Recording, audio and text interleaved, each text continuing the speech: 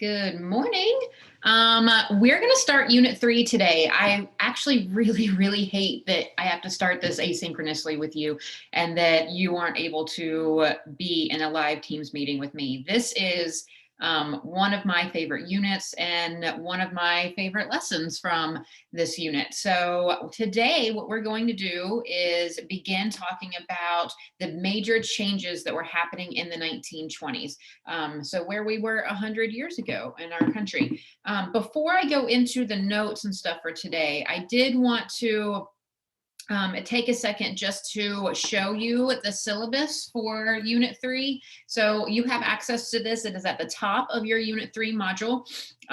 Yesterday was obviously your kind of catch-up day due to the ACT. Today you're going to do Unit 3 Lesson 1. Tomorrow is Friday. It's a student work day. You know the drill. It's not a free day. Go do your wellness check so you can get marked present. Starting on Monday, March 1st, when we're back together, we will continue on with the 1920s and we'll talk about consumerism and technology of the 20s. This is also when we will go in depth talking about your project. It is very important that you are present in class and focused with me because this is a huge project. It is everybody's favorite assignment. I get that every single year at the end of the semester on the form that I give out about how you felt about how the semester went. Everybody's always like, I love the 1920s project. So, but it's a big project and it counts as a test grade. So you need to make sure that you're here for it. Tuesday, pop culture and art. Wednesday, we will talk about social change with African Americans, specifically looking at the Great Migration and the Harlem Renaissance, another one of my favorite lessons to teach.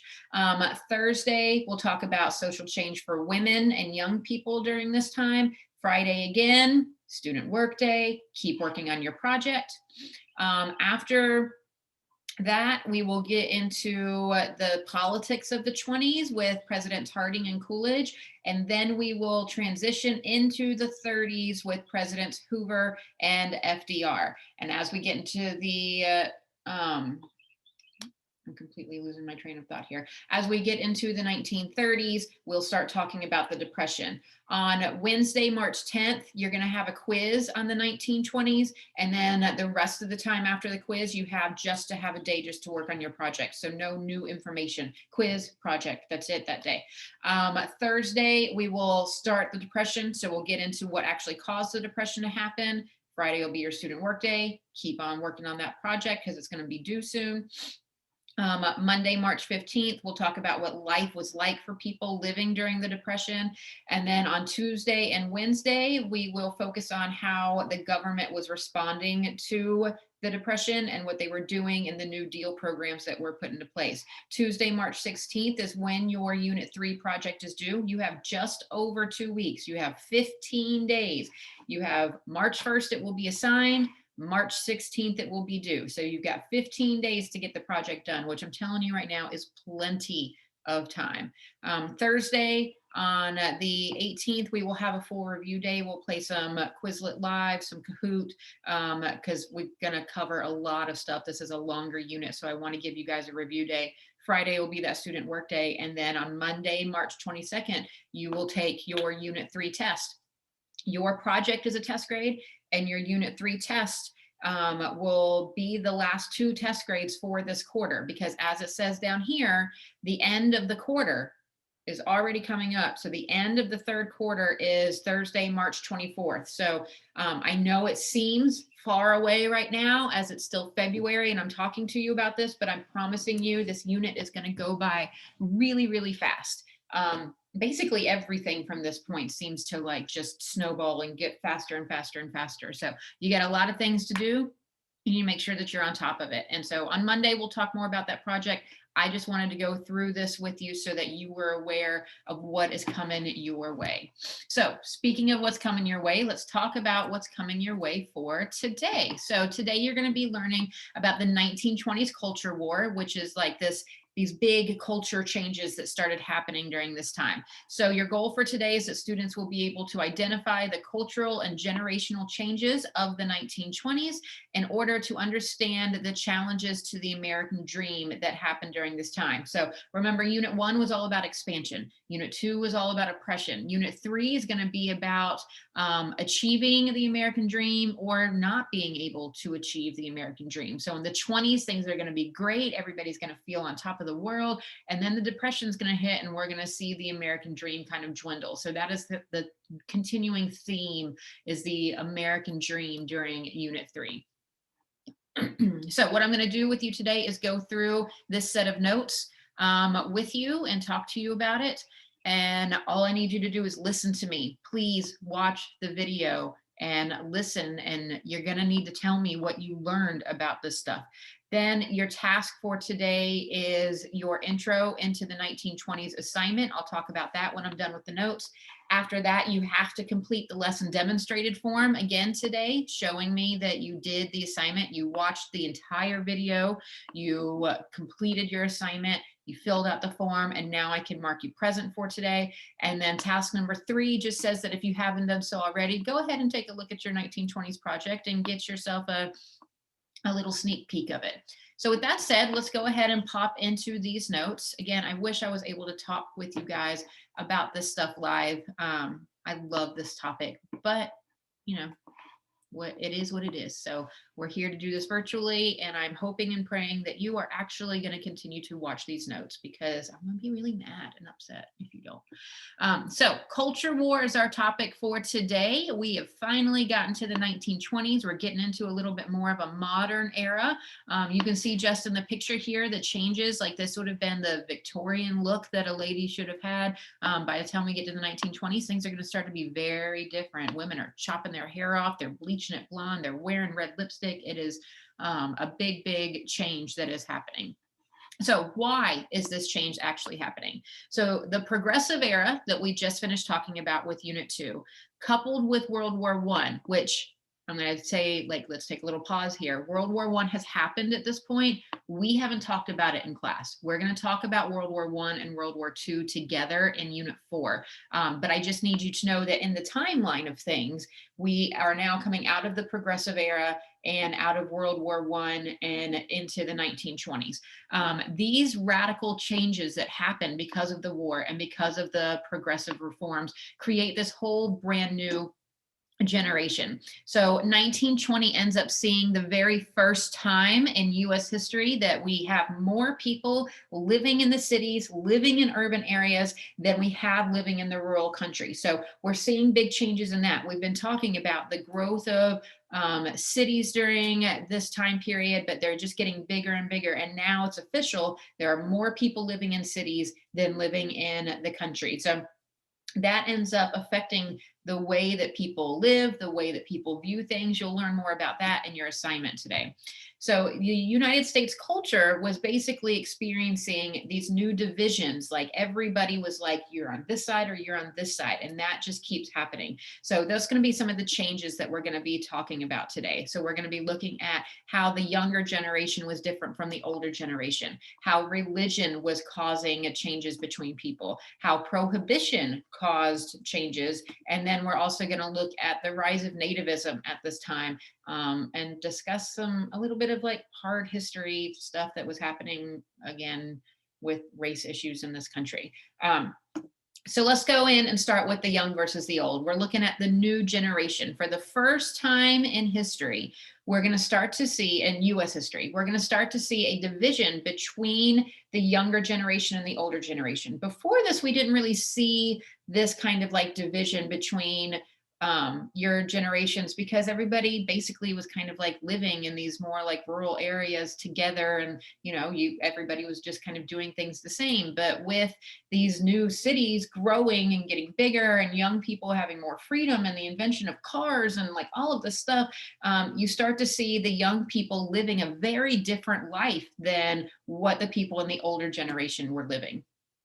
This is typically mostly fueled by mass production, those factories being able to churn out things that people can go out and buy, and try to like fit in and wear the coolest, like the fashionable items of the day. And like I said, everybody like doing the same like bob haircut and all that kind of stuff. And then it's also fueled by people living in the cities, like I already said. And this is when we really see for the first time a pop culture influence. People are now seeing advertisements, and we'll talk more about this later in this unit, but they're seeing advertisements that are telling them how to dress and how to look and how to act. They're listening to music that is the same. Like we've got radios that are going to come into play now. And now I can listen to the same music in New York City as I can in Louisville, Kentucky. Like we're all going to be like exposed to this mass entertainment on a very large scale, which changes the way that young people see the world. Older individuals see these actions by these young people as rebellious and as a breakdown of morals, and are very upset because they think that the young people of the day are like ruining everything, which obviously is going to continue to be a common theme throughout decades. From this point forward, you're always going to see the older generation complaining about the younger generation. So continuing to talk about the young versus the old. The young people, as I said, were being heavily influenced by pop culture and the things that they were seeing. They had cars. Let me move myself out of the way. You can see an example of a car from the 1920s, right? This was often referred to as a bordello on wheels. A bordello is a fancy name for like a whorehouse. So old people saw cars as a way for like young people to leave and not be under their guidance, and then go and like make out and do things in cars and stuff like that. So it was giving these young people more freedom. They didn't have like chaperones watching over their like dating and stuff like that anymore. They were able to get out and do other things. We're going to also see music play a big influence. You can see Louis Armstrong here. We'll talk more about Louis Armstrong and listen to a little bit of his music in the future, but jazz really comes onto the scene as a very, very popular form of music. Let me actually change this because it's going to say that my computer is going to start. Let's just say remind me tomorrow. We're not going to do that right now. Okay, sorry about that. Movies are going to come on to the scene, especially the invention of talkies in 1927, when we don't have silent films anymore, really ends up playing a big influence. But before that, even when we had silent movies, people would go to movie theaters, and now they had celebrities like Charlie Chaplin here to look up to. They could see what people were wearing, what they were doing, and it was really influencing the culture at the time of the young people. And then there was people dancing. So you can see these flapper women here with their short dresses, right? Remember, before, this dresses went down to your ankle. So if you exposed your ankle, that was like scandalous during the late 1800s. But now you can see that the outfits have changed drastically, and they're going and they're dancing and they're being free and enjoying life in a very different way than the older generation before them, which adds to the fashion aspect, as I just said. So the next thing I want to talk about, because this also adds into the idea of the young and the old, is the influence of religion. So the younger generation starts looking at religion in a new way and become more of the modernists, whereas the older generation continue to follow a more strict version of religion. Specifically here, we're talking about Christianity, and we refer to them as fundamentalists when they do that, when they're following the old way of looking at religion. So the modernists, people who were still religious, they still love Jesus, they still would go to church. You know, not everybody does, but you get the point. Like people were still being religious, just in a new and different way. So they found new ways to interpret the Bible and to think about religion. They adopted a more loose interpretation and a more critical interpretation of the Bible, meaning that they weren't necessarily thinking that everything that the Bible says happened in exactly that way. They started looking at the Bible as more of like a collection of stories to be able to guide you to be a better person. They supported the theory of evolution, which your fundamentalists are not going to be supporting at all. So speaking of the fundamentalists, Typically speaking, they were going to live in more rural areas and not in the urban areas. They are going to follow a more strict interpretation of the Bible. What the Bible says is what the Bible means. So, very strict interpretation. They did not support the theory of evolution, and they believed that this new modern way of looking at religion was going to be the blame for the declining morals and people not being as moral as they used to be. In order to try to spread the fundamentalist ideas, since so many people that were fundamentalists were living in rural areas, they really start to use the radio, so that if somebody was living in Louisville, Kentucky, or living in southern Mississippi, or on a farm in Pennsylvania away from the big city, they could still get these fundamentalist messages by listening to the radio. And there were some very famous people that they would listen to, one of them being Billy Sunday, and another being a female preacher by the name of Amy McPherson. And these people would have their radio shows, and people would tune in and listen to more of these fundamentalist ideas. So, speaking of these ideas, we're going to talk about monkeys for a minute. This is a trial that you need to be familiar with. It was a very famous trial. So in the same way that people love to watch true crime and trials kind of take the stage on television and stuff today, this was the beginning of that, essentially. So there is a big trial known as the Scopes trial, which is also referred to as the monkey trial. And this centers completely around the theory of evolution and it being taught in schools, and the fight that happens because of the religious groups that have differing views about this. So very, very publicized battle between religion and science. John Scopes was a teacher in Tennessee. He was arrested for violating a Tennessee law that said that he could not teach the theory of evolution. In his class, he needed to be teaching creationism as the Bible says it. So in 1925, he's arrested and put on trial, and this gets the entire nation's attention. Everybody from California to New York is paying attention to what the newspapers are saying about this trial, and they're riveted by what is happening. It was the drama of the day. Are you allowed to teach evolution or not? So in his trial, Scopes actually ends up being convicted. He loses his case. They uphold the Tennessee law that says that you are not to teach the theory of evolution, and you should teach creationism as the Bible teaches it. But you got to remember, we're in Tennessee, so we're in a very rural area. So he was convicted. These laws in many states would continue to stay on the books, and it would continue to be an issue for years to come. Later, Scopes's conviction was overturned, but it was just overturned on a technicality when he appealed the case. It didn't mean that they decided that the law was unconstitutional and that you could teach the theory of evolution. Okay, let's talk about the next topic. So we got just a couple topics left, and then you'll go on to your assignment. We're going to move into prohibition. We talked about how in the progressive movement, this was a big, huge thing for especially women to be a part of, but not everybody's on board. I want you to think about it as the fact that we're taking alcohol away, but just because you take it away doesn't mean that people are going to stop drinking. In the same way that, not that I'm advocating this, but it is illegal, for example, in the state of North Carolina to recreationally smoke marijuana. That doesn't mean that there aren't people in the state that still do it on a regular occasion. So you need to understand that when prohibition comes into play, it's not like everybody just stopped drinking alcohol. So you have your people who are for it, and you have your people who are against it. Your people that are against prohibition, we refer to as the wet people, and the people who are for prohibition and want alcohol to go away are referred to as the dry people. So the 18th Amendment officially takes effect on January of 1920. So we come right into the 1920s with prohibition in place.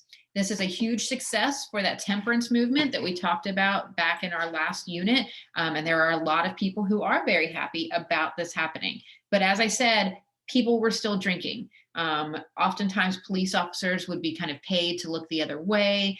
Women and men were going to these secret bars called speakeasies, so that you could go and still drink. but you didn't tell anybody about it. That's why it was called a speakeasy. Like you would have to know a password to get in. So just secret locations where you could go and still drink alcohol. And people would find plenty of ways to basically hide it. So like a man couldn't necessarily carry around a flask anymore, but what they would do is sometimes maybe they would hollow out a cane and then pour liquor into their cane and then still be able to have alcohol on the go with them. So people got very, very creative. As prohibition continues on, though, we end up seeing a little bit of a decrease in alcoholism. So there is some less drinking that is taking place. We see less alcohol related deaths overall, but it also sparks an increase in organized crime. So this is where you see some of your big city gangsters like Al Capone come onto the scene, leading these bootlegging gangs that are making the alcohol and distributing it, or might be going up into Canada to get it and then bringing it back into the US. So there was lots and lots of illegal activities that were taking place. These illegal activities centered around alcohol would then snowball and lead into other crimes that would happen. So prostitution, gambling, drugs. This kind of became the beginnings of that. You'll read a little bit more about Al Capone in your assignment today, but you'll notice that over here, I have a picture of myself waving a racing flag. And the reason for that is that, especially since, we live in like the home of NASCAR actually starts because of prohibition. Because, enter sarcasm here. Nothing goes together better than drinking and driving, right? So essentially people started like trying to make their cars to go faster so they could get away from the police if they were chasing them. And then it kind of became I bet you my car can go faster than your car. Nuh-uh, I bet you my car can go faster than your car. Want to settle it? Let's race. And then that just turned into like a bigger and bigger deal, and eventually would spur the creation of NASCAR. This idea of prohibition, as you know, is not going to be something that continues to stick around because alcohol is illegal today, or is still legal today.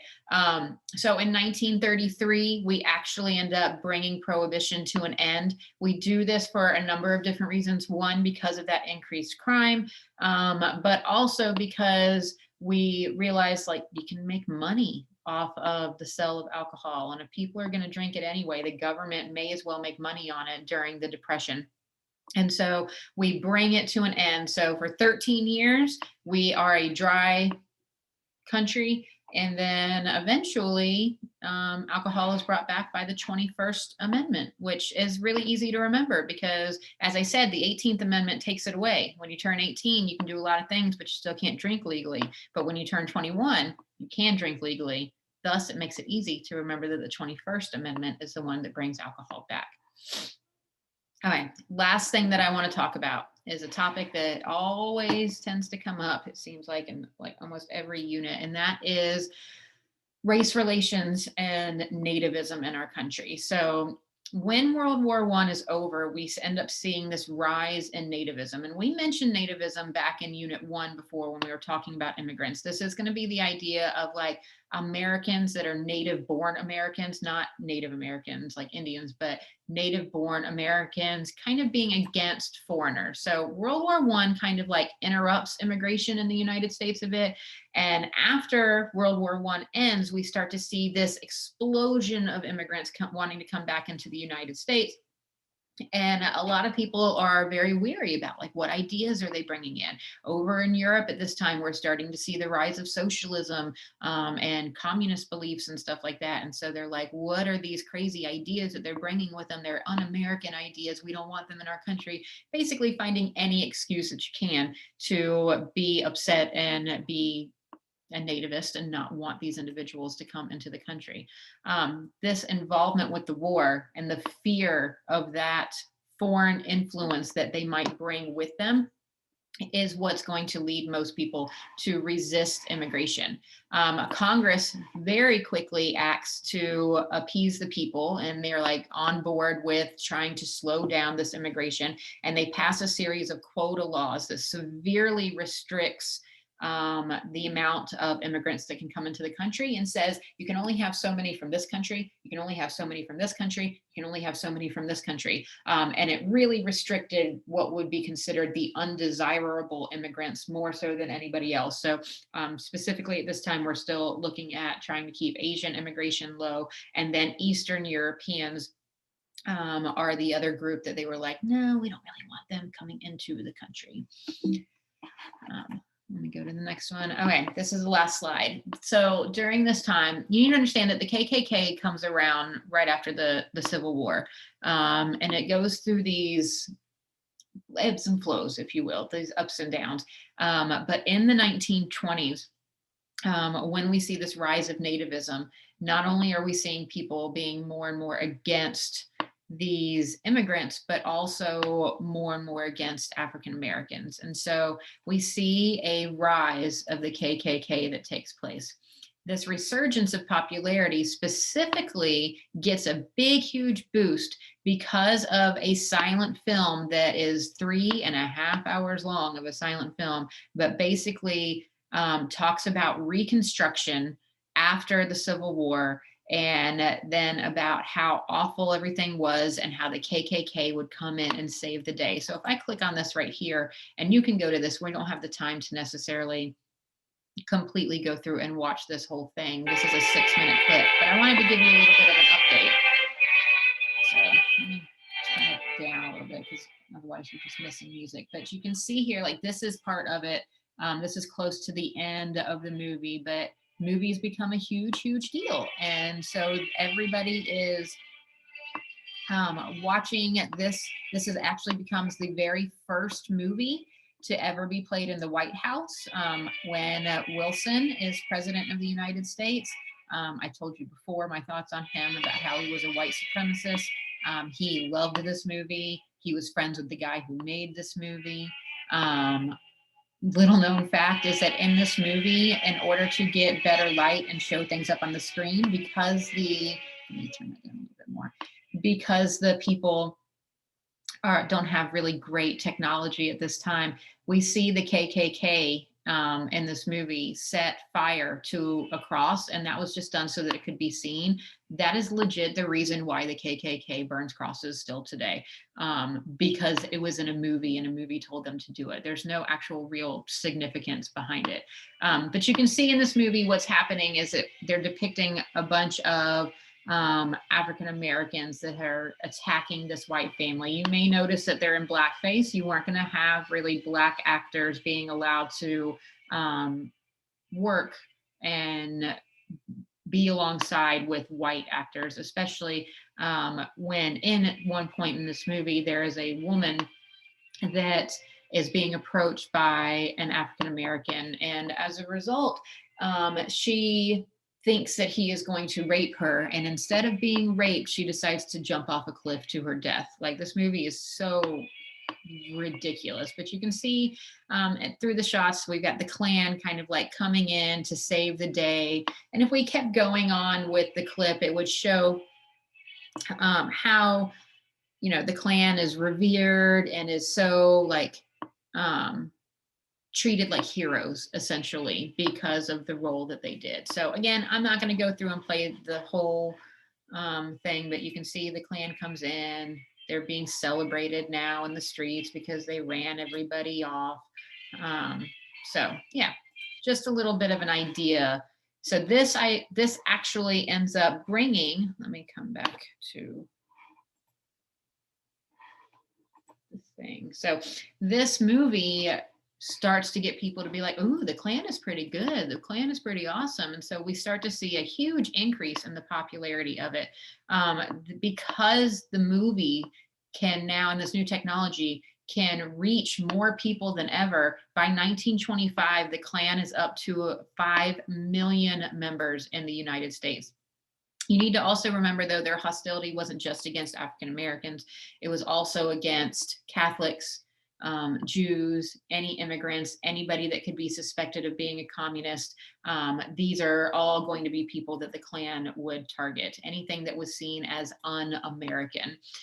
They at one point became so strong that essentially their support was needed to be elected to offices. If you didn't have the backing of the KKK, they would basically just find somebody else to run for an office that they did back so that you wouldn't have power. So it was a really, really kind of like crazy time. These race relations are going to come to a head. There's race riots that are happening. We'll talk about all of this stuff more as we get further into this unit. But I just wanted you to understand the rise of nativism and the rise of the KKK at this point as well. So that brings us to the end of the notes. I know that was a little bit longer. Normally we would have just gone through and talked about it in class, but you know, here we are. Hopefully I still have your attention and you're still here and you are still watching the video.